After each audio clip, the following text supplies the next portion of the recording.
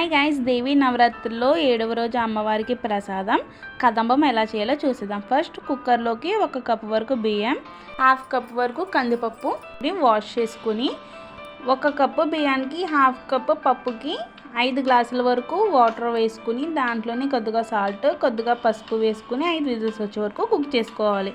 ఇప్పుడు రైస్ ఇలా కుక్ అయిన తర్వాత దీన్ని ఒక ప్లేట్లోకి తీసుకోవాలి. ఇలా రైస్ పక్కకు తీసుకున్న తర్వాత అదే కుక్కర్లో బంగాళదుంప, ములక్కాయ, క్యారెట్, వంకాయ, కొద్దిగా సాల్ట్, 1 కప్పు వరకు నీళ్ళని వేసుకుని 1 విజిల్ వచ్చే వరకు కుక్ చేసుకోవాలి.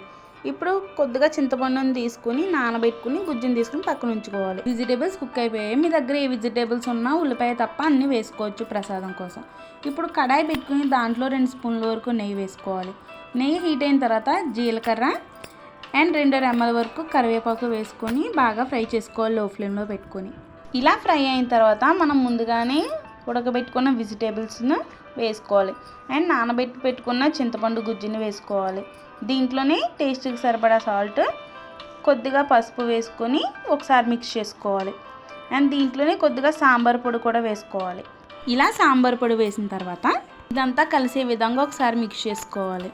ఇప్పుడు వాటర్ అనేది కొద్దిగా బాయిల్ అవుతున్నప్పుడే మనం కుక్ చేసి పెట్టుకున్న రైస్ని కొద్దిగా వేసుకొని అంతా కలిసే విధంగా మళ్ళీ ఇదంతా మిక్స్ చేసుకోవాలి. ఇలా రైస్ వేసి మిక్స్ చేసిన తర్వాత ఫ్లేమ్ మాత్రం మీడియం ఫ్లేమ్లో పెట్టుకుని మిక్స్ చేసుకోవాలి.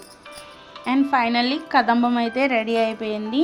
ఇంతేనండి, 7వ రోజు అమ్మవారికి ప్రసాదం కదంబం రెడీ అయిపోయింది. మీకు కానీ రెసిపీ నచ్చినట్టయితే like, share and subscribe for more videos.